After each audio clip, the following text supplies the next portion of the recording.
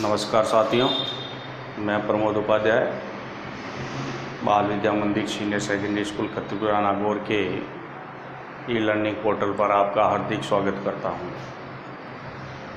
जैसा कि मैंने पिछले वीडियो में कक्षा 7 विषय हिंदी अध्याय 10 शाम एक किसान पढ़ा चुके हैं। तो जितने भी यहाँ पर आपको ऑनलाइन वीडियो भेजे जा रहे हैं उन सबको उम्मीद है कि आप नोटबुक में नोट करते जा रहे होंगे और उनको रिवीजन करते जा रहे होंगे। तो आइए आज के वीडियो में अपन कक्षा 7 विषय हिंदी अध्याय 11 लेते हैं, रहीम के दोहे।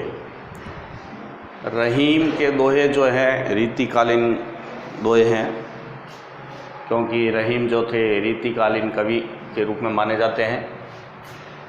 इन्होंने अपने दोहों में मतलब इस प्रकार की बातें कही है जो संसार में लोगों के जीवन में ये होती रहती हैं, और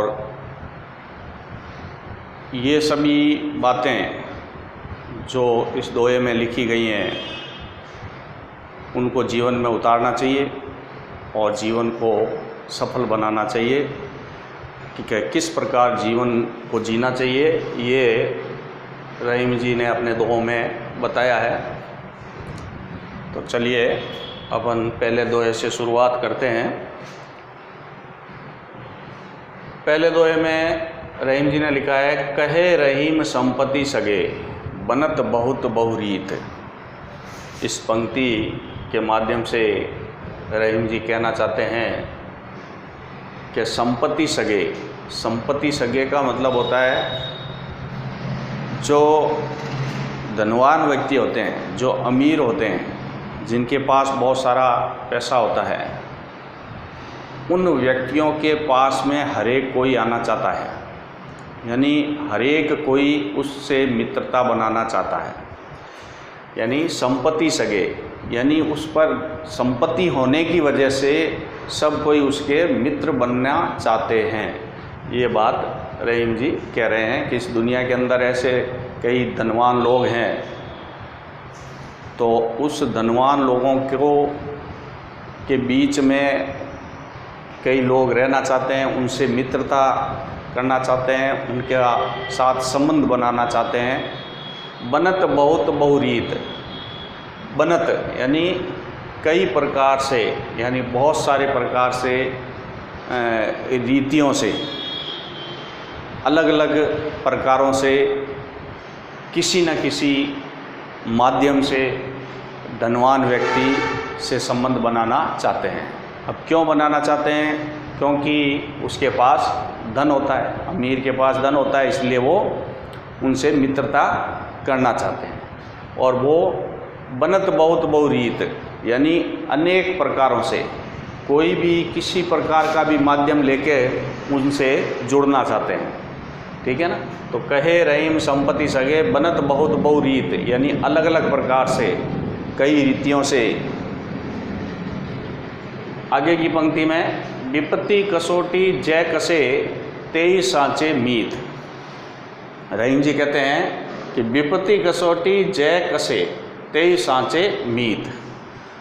इसमें रहीम जी कह रहे हैं कि विपत्ति आने पर, यानी लोगों के ऊपर विपत्ति आ जाए या कोई समस्या आ जाए, उस समय अगर कोई वो सहायता करता है, उसकी हर प्रकार से मदद करता है, तो वह ही सच्चा मित्र होता है, वह ही सच्चा मित्र होता है। सांचे मीत, मीत यानी मित्र, यानी वो संपत्ति को परे रखकर, उसकी संपत्ति को परे रखकर विपत्ति पर, अगर कोई किसी प्रकार की लोगों पर समस्या आती है तो उसका साथ देने वाला ही सच्चा मित्र होता है। ये बात रहीम जी ने कही है कि धनवान होने पर उससे अगर कोई मित्रता करता है तो वो एक स्वार्थ की मित्रता होती है, क्योंकि उसके पास धन है, उसके कारण वो मित्र बनते हैं।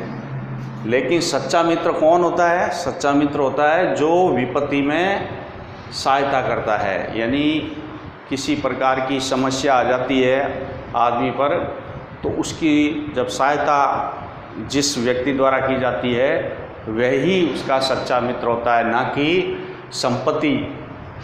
संपत्ति होने से वह सच्चा मित्र नहीं बन सकता। केवल उसको संपत्ति से प्यार होता है, मनुष्य से प्यार नहीं होता है। तो ये मतलब इस ऊपर वाली पंक्ति में तो स्वार्थ की भावना को बताया गया है कि संपत्ति सगे बनत बहुत बहुरीत, यानी अलग अलग प्रकार से, अलग अलग रीतियों से किसी न किसी माध्यम से धनवान व्यक्ति के संपर्क में आते हैं और धनवान व्यक्ति से मित्रता करते हैं। अगर वो धनवान व्यक्ति नहीं होता है तो उससे कोई भी मित्रता नहीं करते हैं। ऐसे लोग सच्चे मित्र नहीं होते हैं।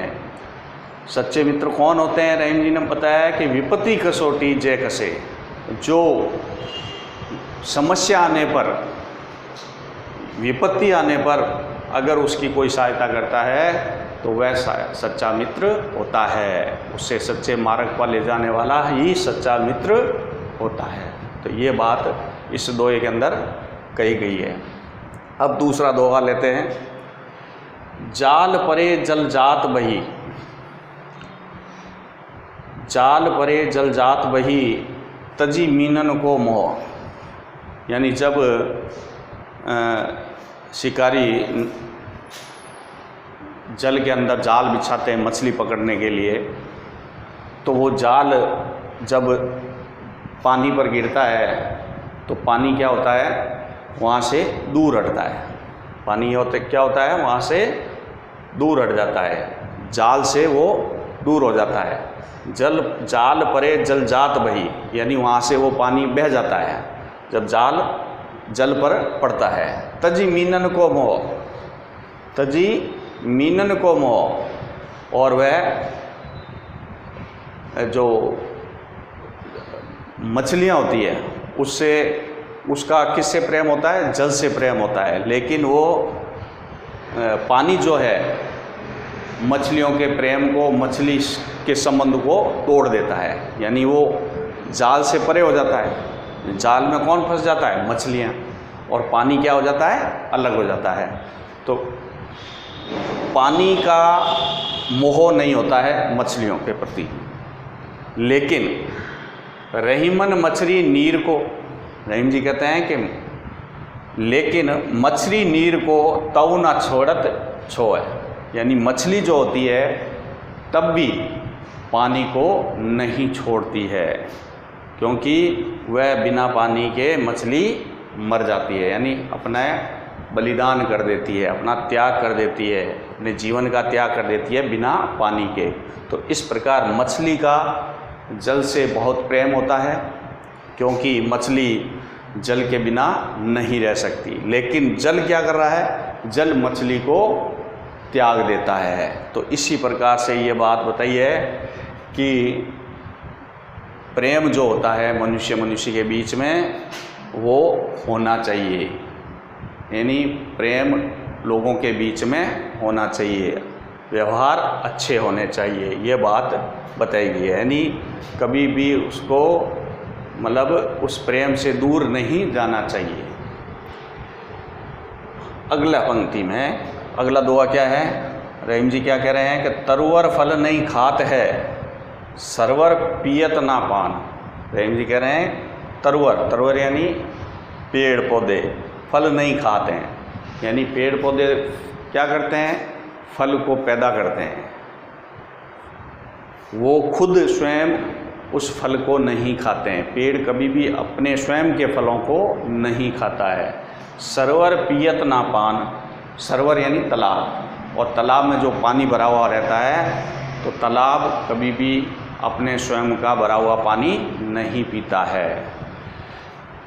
कहे रहीम प्रकाश हित संपत्ति सचई सुजान, कि उसी प्रकार से कि जिस प्रकार पेड़ पौधे अपने स्वयं के फल नहीं खाते हैं, तालाब अपने स्वयं का पानी नहीं पीता है, उसी प्रकार कहे रहीम प्रकाश हित, यानी संपत्ति संचयी सुजान, सुजान यानी सज्जन लोग जो होते हैं, जो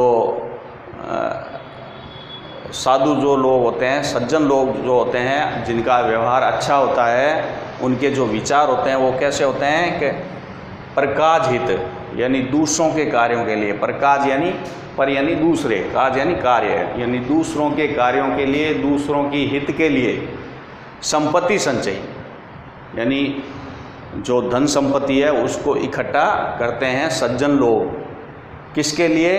दूसरों की सहायता के लिए। दूसरों की सहायता के लिए वह संपत्ति इकट्ठा करते हैं, संपत्ति का संग्रहण करते हैं। संपत्ति संचयी यानी संग्रहण, संचयी यानी संग्रहण यानी इकट्ठा करना, बचाना। तो ये संपत्ति जो संग्रहण सज्जन लोग करते हैं वो किसके लिए करते हैं? दूसरों के हित के लिए, दूसरों के कार्यों में सहायता देने के लिए। इस प्रकार से यही कहा गया है इस दोहे के अंदर कि जैसे जिस प्रकार पेड़ पौधे अपना स्वयं फल नहीं खाते हैं, दूसरों को, लोगों को खाने के लिए देते हैं पेड़ पौधे, और सरवर पियत न पान, तालाब कभी भी स्वयं का अपना पानी नहीं पीता है, दूसरों को पानी पीने के लिए भरा रखता है। तो उसी प्रकार जो सज्जन लोग होते हैं वो अपनी संपत्ति का संग्रहण किस लिए करते हैं? दूसरों के हित के लिए। प्रकाज हित, प्रकाज यानी दूसरों के लिए, हित यानी सहायता के लिए, तो दूसरों के हित के लिए। तो इस तरीके से ये इन दोहों में बात कही गई है रहीम जी के द्वारा, जिनको अपने जीवन में उतारना चाहिए, और बहुत अच्छी बातें इस दोहे में बताई गई है।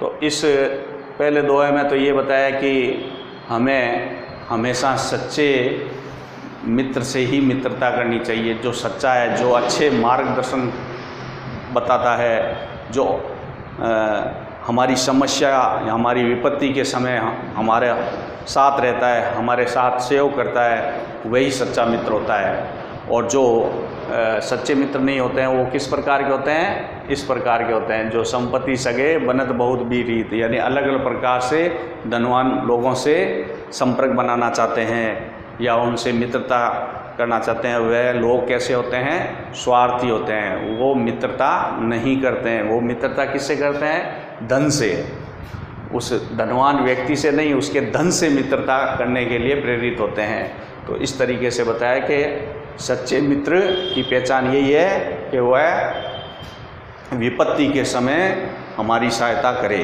तो अच्छे मित्र वही होते हैं। और दूसरे दोहे में बताया गया है कि भाई मनुष्य के बीच में प्रेम रहना चाहिए। जिस प्रकार मछली का पानी से बहुत प्रेम होता है, लेकिन पानी का मछली से मोह दूर हो जाता है। जब पानी के ऊपर जाल बिछाया जाता है तो पानी उस जाल से परे हो जाता है, यानी दूर बह जाता है। तो इस तरीके से मनुष्य के बीच प्रेम रहना चाहिए।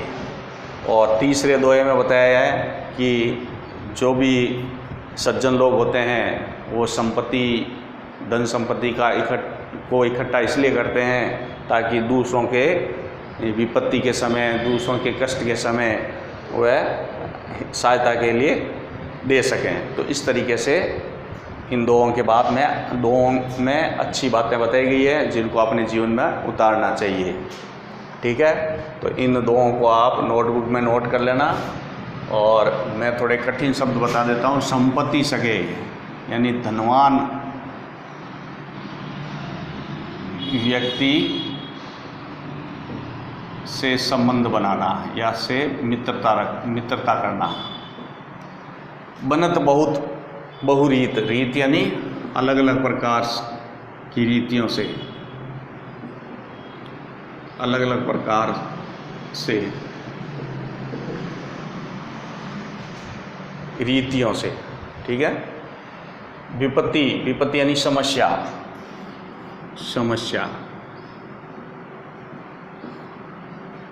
ताए सांचे मीत यानी मित्रता, सांचे यानी सच्चा मित्र। जाल परे जल जात भई, जाल परे, जब जाल जल पर गिरता है तो जल जल क्या हो जाता है, बह जाता है। बही यानी बहना। तजी, तजी यानी तब मीनन को मोह, यानी जो है मछली का मोह जल है वो त्याग देता है। मछली, मछली यानी मछली। नीर यानी पानी। ताऊ ना छोड़त जाई, तब भी, ताऊ यानी तब, तब भी, तभी भी। छोड़त छोए यानी छोड़ते नहीं है, उसका साथ नहीं छोड़ती है। मछली पानी का साथ कभी नहीं छोड़ती है, मर जाएगी लेकिन पानी का साथ नहीं छोड़ेगी। तरुवर यानी पेड़ पौधे, पेड़ पौधे हैं। फल नहीं खाते हैं, नहीं खाते हैं, खाते यानी नहीं खाते हैं। सरोवर यानी तालाब। पियत यानी पीना, और नापान, पियत नापान, ठीक है।